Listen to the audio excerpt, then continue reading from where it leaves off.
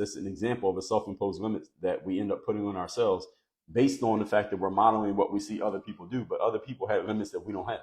So your oven might be 10 times, well, let's not say 10 times, twice as big as your grandma's oven was. But you're cutting off the ends of the ham just because you saw her do it, but she was doing it for a specific reason that does not apply to you.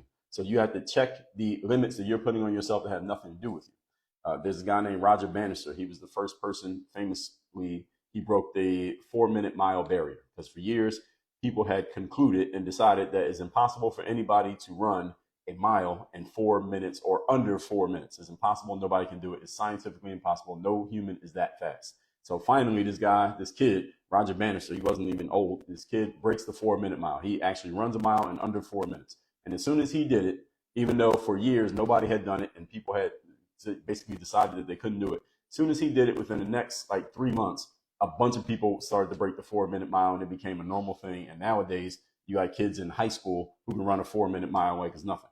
What happened? Only thing that happened was a paradigm shift of people realized that, oh, this is the limit that we had just put on ourselves. It wasn't a real limit. It wasn't a hard limit. This was just a limit that we had in our own minds. And as soon as that limit got broken in the mind, then everybody realized, okay, this is something that I can actually do. I'll give you another example. This is author by the name of Jesse Itzler. He wrote a book called Living with a Seal. And this is the book that, anybody familiar with this guy named David Goggins?